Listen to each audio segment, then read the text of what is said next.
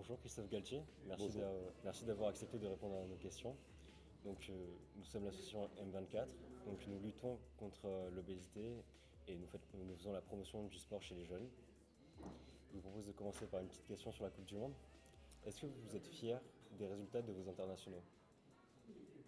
Oui, évidemment, on a beaucoup de joueurs qui sont du Paris Saint-Germain. Je crois on a 11 joueurs qui sont engagés dans cette aventure pour cette Coupe du Monde. Je suis tous les matchs, évidemment. Je suis aussi informé de leur état de forme. Euh, pour l'instant, tous ceux qui ont pu participer au match ont été très performants, avec certains avec des réussites en termes de résultats, mais d'autres avec moins de résultats, mais des bonnes performances. Il est très important pour nos joueurs de pouvoir évidemment vivre ce moment de manière agréable, même si évidemment en tant qu'entraîneur nous on est très vigilants, mais voilà, c'est une belle Coupe du Monde avec des infrastructures incroyables. Je me suis rendu sur place et les infrastructures sont incroyables. Et évidemment qu'au PSG on est fiers d'avoir 11 joueurs engagés dans cette compétition. Donc vous avez pu garder contact avec eux. Non, directement non. On a toute une organisation qui est faite sur un plan médical pour qu'on puisse avoir le maximum d'informations sur leur état de forme. D'accord, merci. Voyez-vous la France aller jusqu'en finale? Et si oui, contre qui? Je ne peux pas vous répondre parce que je ne connais pas les tableaux exactement, mais la France fait évidemment un très bon début de mondial. Je la trouve performante, elle progresse match après match. Après, dès qu'il arrive les huitièmes, quart, demi, évidemment que ça se joue sur des détails. Euh, à mes yeux, la France est une des favorites, évidemment. Le Brésil a un effectif incroyable avec un gros potentiel offensif. L'Espagne qui fait aussi une très forte impression sur les matchs que j'ai pu voir. Mais on verra bien à partir des matchs décisifs, c'est là où tout se joue. Euh, Évidemment, il y a toujours des favoris, mais en Coupe du Monde, quand même, il y a aussi souvent, chaque année, je crois, à chaque Coupe du Monde, il y a des surprises et on verra quelle sera la surprise, puisqu'il y en aura une, ça c'est sûr. Euh, vous êtes né à Marseille, Oui. vous avez joué pour l'Olympique de Marseille, vous avez même fait partie de ce staff. Est-ce qu'aujourd'hui vous supportez toujours ce club? Je supporte tous les clubs qui sont engagés dans les coupes européennes et j'ai été supporter de l'OM quand l'OM était engagé en Coupe d'Europe. Après, quand vous êtes l'entraîneur d'une équipe, vous êtes le premier supporter et le premier responsable, le premier supporter de l'équipe que vous entraînez. Et aujourd'hui, je suis l'entraîneur du Paris Saint-Germain, je suis le premier supporter du Paris Saint-Germain. Très bien, merci beaucoup. Comme vous le savez, nous sommes M24, une association qui lutte contre l'obésité. Vous êtes un modèle pour nous. Est-ce que vous pratiquez toujours du sport? Oui, un peu moins ces derniers mois, mais quand on a été euh, un sportif de haut niveau, habitué depuis l'âge de 13 ans à s'entraîner tous les jours, voire même 2 fois par jour, pendant plus de 20-25 ans, automatiquement, on a besoin aussi d'avoir une activité physique pour deux raisons. La première sur l'aspect médical, parce qu'il est important sur un plan cardiaque d'avoir une activité, sur un plan mental, très important quand vous êtes exposé à la pression médiatique, à la pression professionnelle. Le fait de faire du sport vous permet aussi de nettoyer votre cerveau et d'être dans un bien-être pendant l'effort. Oui, évidemment. Après, il y a les traumatismes d'une carrière, quand vous avez été joueur ou sportif de haut niveau. Le sport de haut niveau engendre des traumatismes. Il y a des sports qu'on ne peut plus faire. Autant quand j'ai arrêté ma carrière de joueur, je faisais du tennis, je faisais du paddle. Euh, ben là, c'est plus possible parce que j'ai quelques articulations au niveau de genou, ça répond plus. Mais je fais du vélo et j'essaie d'en faire le plus souvent possible. Ces derniers temps, j'ai pas eu trop le temps, mais autrement, je me suis mis au vélo depuis 6-7 ans. Et c'est un sport que je conseille pour ceux qui ont l'habitude, pour ceux qui ont fait beaucoup de sport et qui peuvent avoir des séquelles articulaires. Le vélo permet d'être en décharge et une fois que vous avez fait une belle sortie vélo, de pouvoir dès le lendemain en faire une autre parce que vous n'avez pas de problème articulaire. Merci beaucoup. Une question un peu plus personnelle.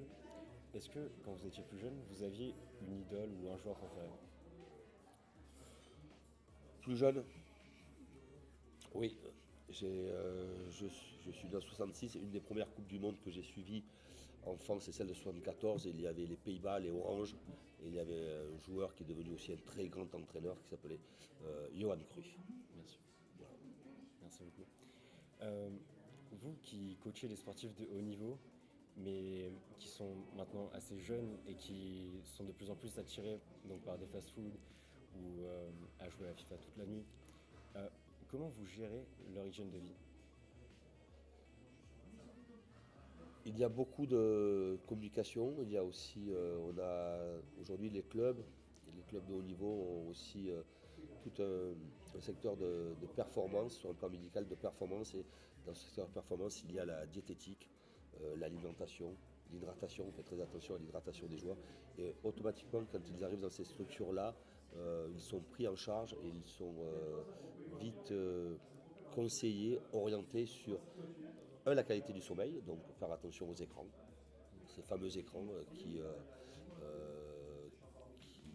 vous captent, qui vous captent votre énergie et votre cerveau pour jouer. Évidemment, il peut y avoir une addiction au jeu, il peut y avoir une addiction aux séries télévisées.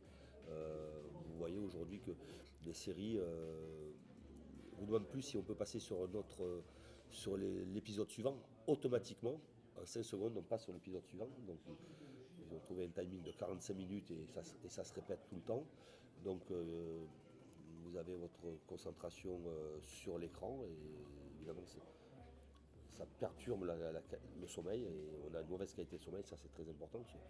La première, la première manière de bien récupérer dans un sportif de niveau, c'est de dormir. Après, vous avez l'alimentation. Donc, on a un diététicien aussi qui est omniprésent dans les clubs, dans beaucoup de clubs maintenant, sur la ration alimentaire, sur le fait de supprimer le sucre. Le sport de haut niveau, c'est aujourd'hui la guerre au sucre. La guerre au sucre. Le sport de haut niveau, c'est aussi inciter les sportifs de haut niveau de manger aussi beaucoup de légumes. On oublie beaucoup de manger des légumes. D'avoir une alimentation variée et de savoir à quel moment de la compétition on peut stocker, on peut manger de manière conséquente des féculents et à quel moment et quels sont les repas aussi post-compétition pour faciliter la récupération. En plus de cela, il y a aussi l'hydratation. Et là, dans les clubs que j'ai pu faire ces dernières saisons, on a beaucoup, tout au long de la semaine, les joueurs sont contrôlés au niveau de l'hydratation. Évidemment, voilà, les joueurs sont pris en charge, mais ils sont conseillés. Et on essaie surtout de les responsabiliser sur ça. Merci beaucoup. Euh, Maintenant, quel est votre avis sur notre génération vis-à-vis du sport? Comment vous nous voyez? Vous avez aujourd'hui, ben, c'est ce que je disais, hein, la télé est omniprésente. Il y a beaucoup de programmes à la télévision. Les programmes sont faits pour générer une addiction chez vous, les jeunes. Vous avez aussi les jeux. Vous avez, à l'époque, il y avait les jeux où on jouait à la maison 1 contre 1, 2 contre 2. Aujourd'hui, c'est des jeux en ligne, en réseau, et sur des écrans. Et on peut s'apercevoir que vous passez beaucoup de temps, votre génération passe beaucoup de temps sur les écrans en étant en relation avec d'autres personnes à travers le monde. Et qu'est-ce qui se passe à ce moment-là? Et bien à ce moment-là, on commande une pizza, il y a la livraison, aujourd'hui on livre à manger, donc on livre une pizza, on livre un burger, on livre un sandwich. Évidemment que vous n'allez pas boire de l'eau, on va vous donner de l'eau gazeuse, sucrée, des boissons. Et ce qui génère automatiquement de l'obésité. Et vous êtes tellement, votre génération est tellement focalisée sur ces fameux jeux en réseau, sur ces séries télévisées avec différentes plateformes, que vous en oubliez ce dont moi, à mon époque, qui était indispensable, c'est d'être dehors. D'être dehors et de jouer avec des potes, de jouer à n'importe quel jeu, de courir après l'un ou l'autre, de courir après un ballon, de frapper dans une balle de tennis, de jouer au basket, de jouer à ball. Et je m'aperçois que finalement, il y a plus de personnes d'un certain âge qui font du sport que de jeunes. Ici à Marseille, quand vous vous promenez, vous allez sur la corniche, vous allez dans la Gineste, vous voyez des personnes d'un certain âge, 40 ans, 45 ans, 50 ans et plus, faire du vélo. Vous venez au bord de la corniche ici, on voit des gens courir, ce sont des gens d'un certain âge. Il y a de moins en moins de jeunes qui pratiquent du sport, du sport loisir. soit il y a ceux qui pratiquent du sport pour en faire un métier, mais le sport loisir chez les jeunes est de moins en moins présent et c'est quand même très grave. Merci beaucoup. Pour conclure, on aurait un cadeau à vous transmettre. Ah, C'est le t-shirt de notre association. ben déjà, il a les couleurs des Pays-Bas. Tout à l'heure, je parlais de Johan Cruyff et cette Coupe du Monde 74. C'est un beau t-shirt. Je vous souhaite évidemment bonne continuation, une bonne aventure et évidemment d'insister sur l'importance de l'activité physique chez les jeunes. Je le répète encore une fois, il y en a plus chez les moins jeunes que chez les jeunes et qu'on passe 45 minutes, 1 heure à jouer en réseau sur des télévisions ou sur des consoles, c'est une chose. Mais on est mieux à l'extérieur, au contact. Il y a aussi un problème à travers les zones et à travers aussi le virtuel. Et le virtuel, je ne pense pas que ce soit une bonne chose. Merci beaucoup. Avec plaisir.